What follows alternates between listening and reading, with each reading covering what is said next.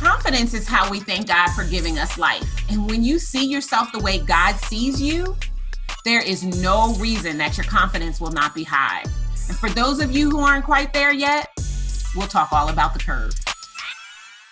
You're listening to the Leverage Your Incredible Factor podcast with Darnyelle, Jervey, Harmon. If this is your first time joining me for the podcast, here's what I'd like for you to know about me. First and foremost, I am the absolute best at combining spiritual principles with business growth strategy to turn entrepreneurs into multiple 6- and 7-figure CEOs. Second, I don't do hustle and grind. I do spirituality and systems. And you might be wondering, what in the devil is an incredible factor? And if so, I invite you to go all the way back to the very first episode of this podcast. It's aptly titled, Exactly What is the Incredible Factor? There's even a cool worksheet that I want you to do that will help you to find yours. Oh, I will likely say some things that will make you laugh, a few things that could make you cry, and definitely make you question if you are ready to leverage your incredible factor. Remember, I'm a coach, and my job is to tell you what you don't want to hear and show you what you don't want to see, all to help you to become who God created you to be. I'm so excited that you're here. This episode is powered by Incredible Factor University, my suite of coaching and consulting programs for entrepreneurs ready to close the gap, standing between them and their next money milestone. To learn more about our programs, visit IncredibleFactorCoaching.com. Oh my goodness, I am so excited to be back with you for another episode. This time around, we are going to talk about something that I seem to have always had in vast supply. It's probably the character trait about me that people either love or hate. And trust me, even when they hate it, they don't really hate me. They hate that I have what they wish they have.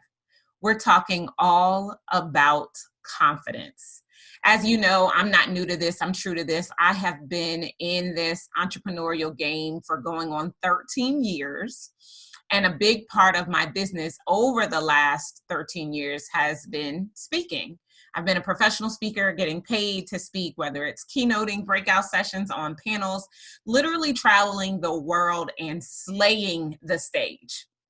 It's a big part of my gift. And no matter where I am, when I come down off the stage, there is one question that I get more than any other question. And if you haven't figured out what that question is, let me just go ahead and tell you. All the time, women from every nationality, every race, from all over the world ask me, how can I get confidence like yours? Like, I haven't had it said about me before. In fact, maybe I'll just tell you this quick story. So how I got into speaking professionally. So I was working in corporate America in a Fortune 500 financial services company. I had just gotten promoted to officer.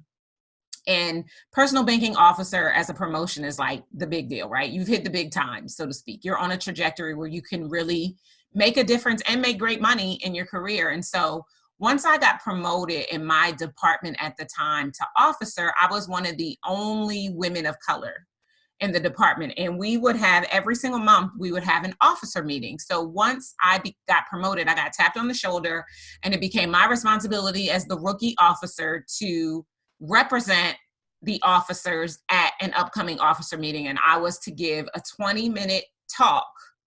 It could be on any topic that I wanted. And it was meant to inspire and motivate my fellow officers. And so I did my thing. I created my talk. I practiced it. I got up there. I performed it, and it was ridiculous and amazing. It was so ridiculous and amazing, in fact, that when I came down, the CEO of the company, Charlie Colley, if you are familiar with that name, he has since passed. He was the CEO of MBNA America Bank. He beelined to me. I thought I was in trouble. I thought I had said something wrong while I was up on the platform. But when he finally got to me, he put his hand down. He was like, "Young lady." And he's like shaking my hand as he's talking, right? So you can imagine that. He's like, "Young lady, that was amazing. If I could take your confidence and your enthusiasm and bottle it up, I would have billions. I want you to meet me in my office on Monday morning," because it was Friday afternoon. And I was like, jaw on the ground, like tongue hanging out. I couldn't believe what had just happened. I mean, like, how often does it happen? First of all, that Mr. Cawley is at the officer meeting for my department. That doesn't happen very often.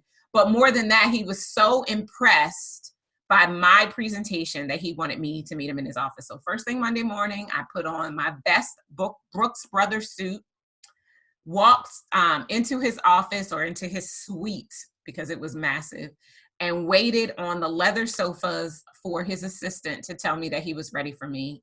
The double doors flung open. I walked into another massive office, and he was standing there, big old smile on his face, waiting to greet me, again, shaking my hand and inviting me to sit down on the leather couches inside of his office. And so I went to sit down, and I'm like barely able to contain myself. First of all, talk about vision. I'm a big picture visionary, and I am a dreamer. My name, I think you guys know this, means the secret place where dreamers go to dream. So here I am, I'm sitting in this massive office, and all I can do is vision cast. All I can do is think about the day when I'm running something like this. I mean, that space, it was the bomb. And so I'm sitting there and I'm trying to focus on what he's saying, but I'm completely enveloped by my environment. Talk about breeding a space that breeds confidence, that gives you clarity, that allows you to literally see flashing before your eyes what it is that you want. Well, that's what was happening to me as I'm trying to focus on the words that are coming out of his mouth. So eventually I snap and get myself back together, and I hear him say, I need you out speaking on behalf of the company, because your approach, your delivery, your style, it's fun, it's energetic, it's light, but it is also so powerful.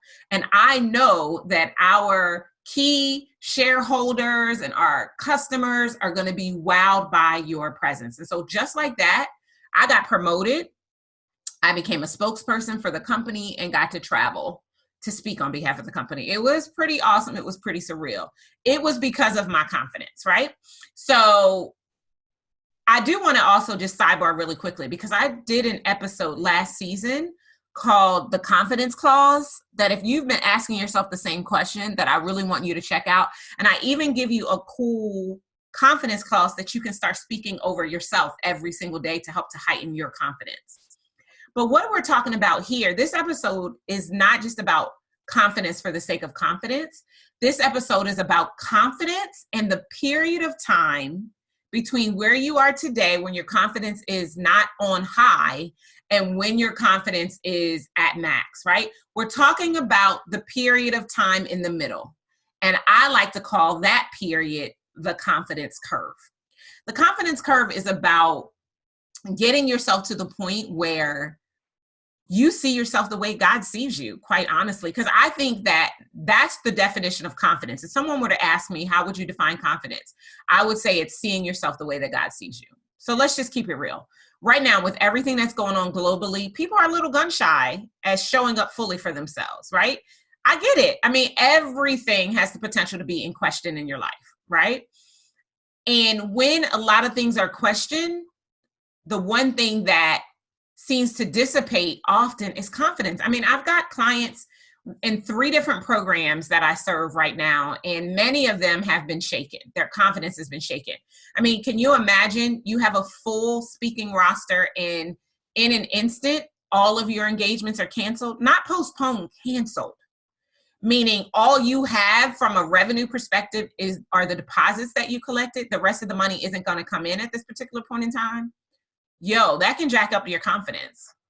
And so I realized, because of the clients that I've been working with and how we've been navigating what's going on right now, it can be challenging to show up for yourself, right?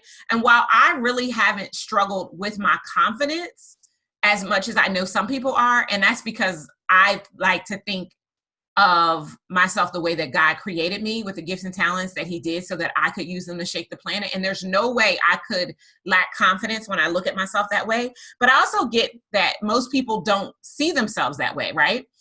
I think confidence is how we thank God for giving us life.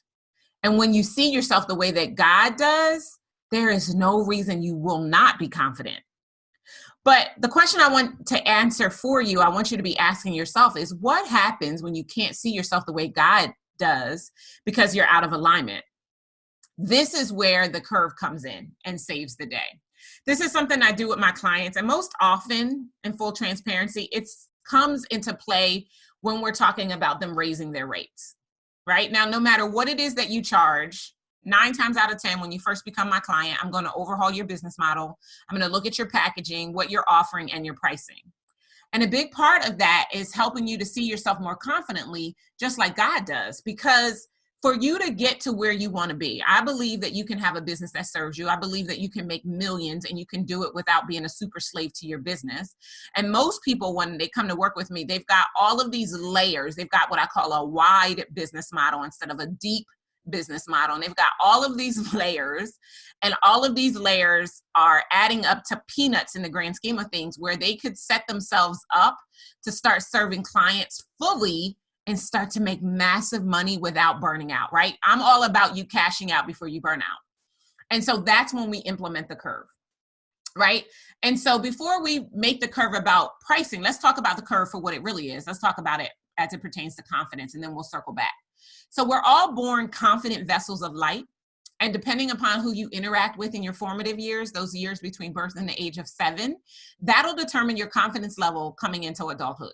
Now, for me, it just is what it is. I didn't get my confidence from my parents and my aunts and my uncles. That was a bunch of mess.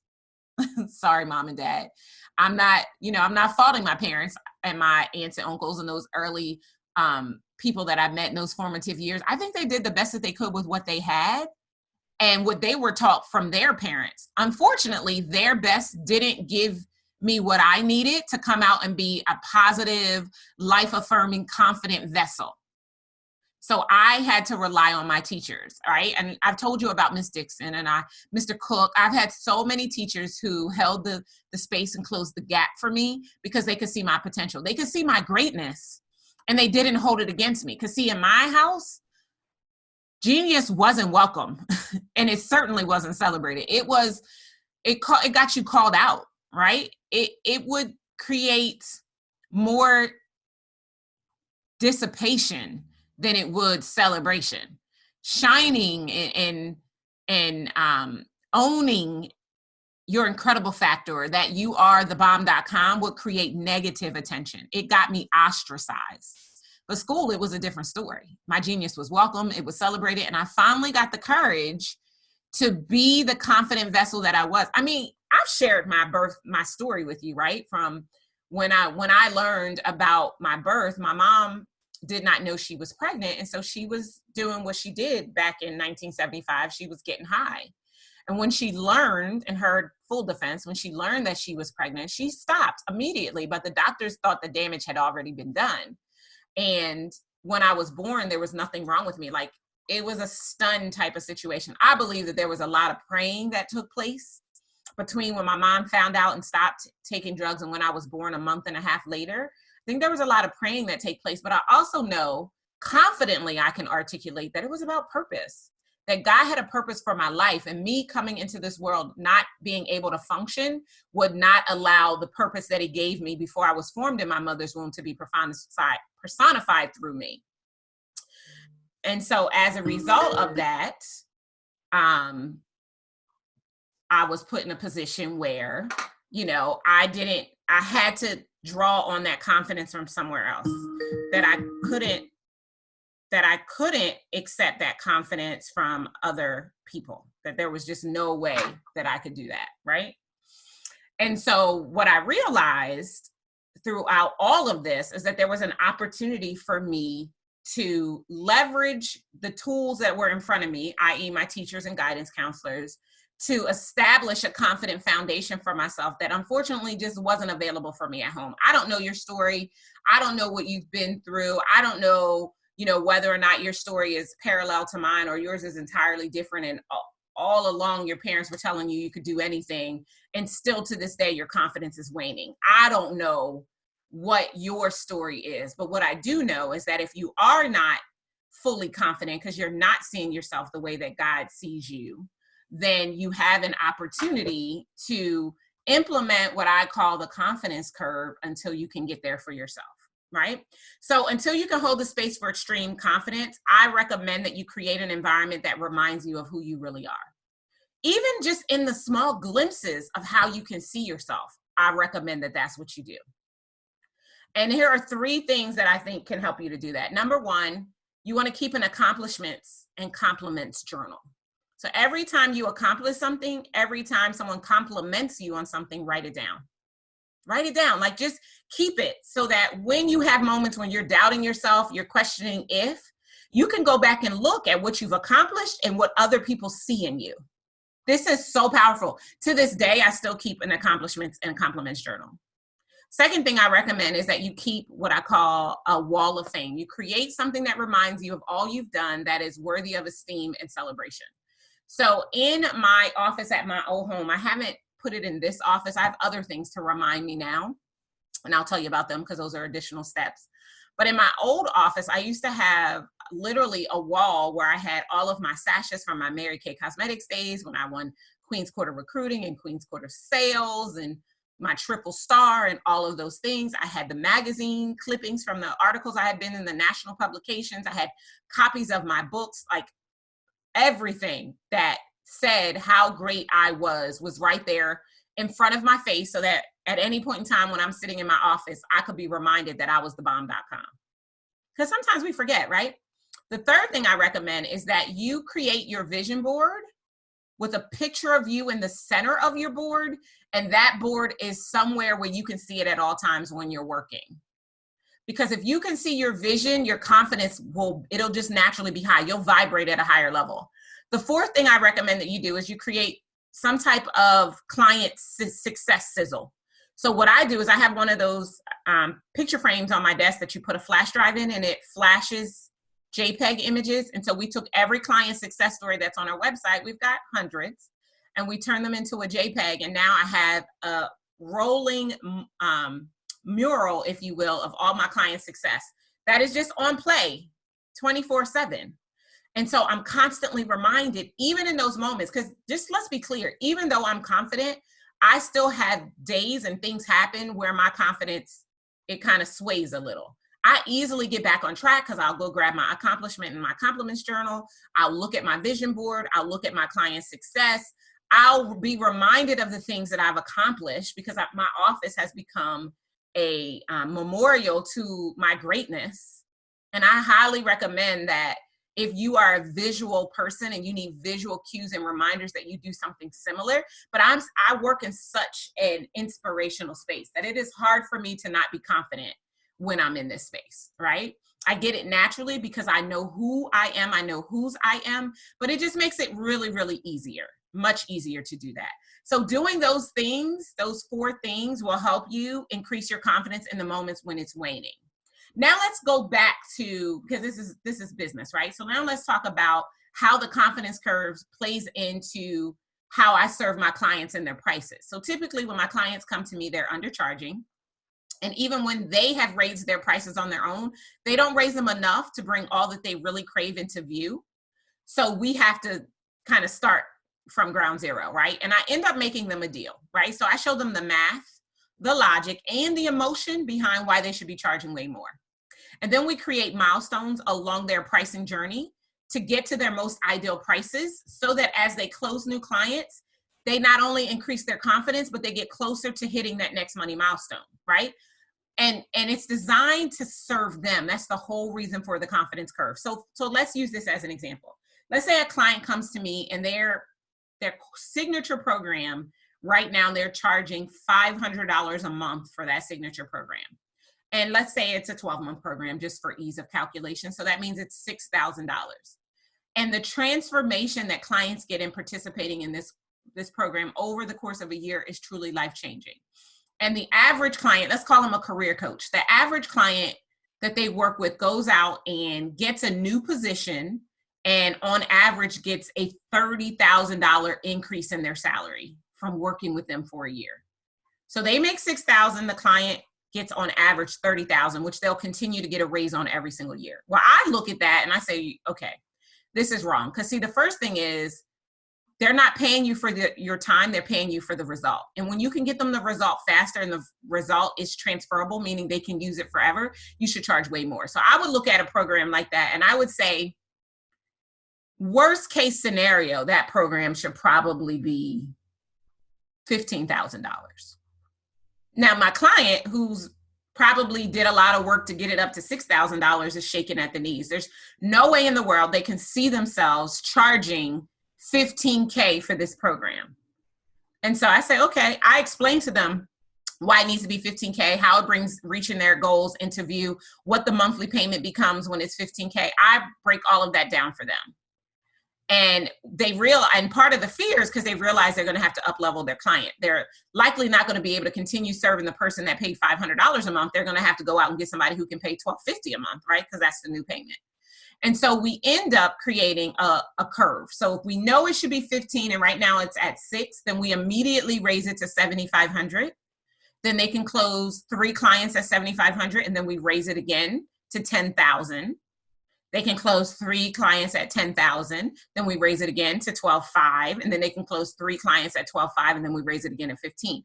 And what happens over the course of that curve is their confidence is so high because they're raising their rates higher than they thought was possible. With my guidance, coaching, and support, they're closing clients at these new rates that people aren't even balking at.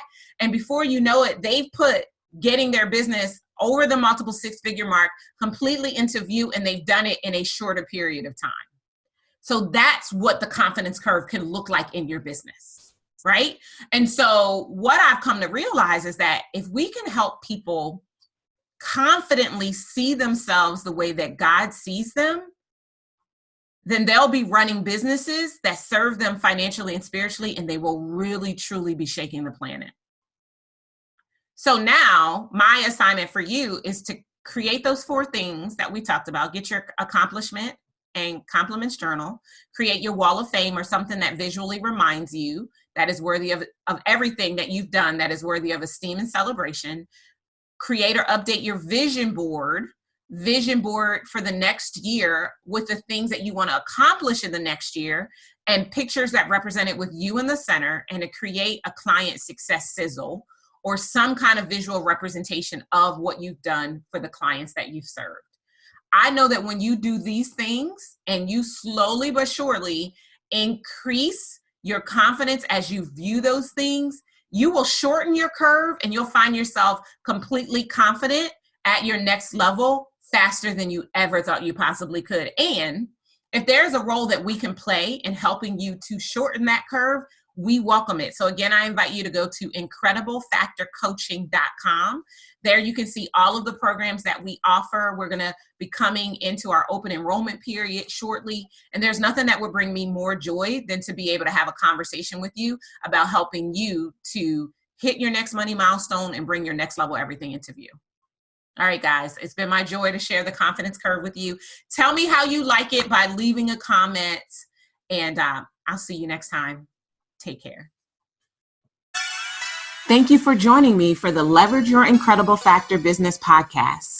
I'd really love to help you grow a business that funds the life you crave while doing work that shakes the planet. Get started today by applying for a discovery session with me or a member of my team at darnyelle.com/session.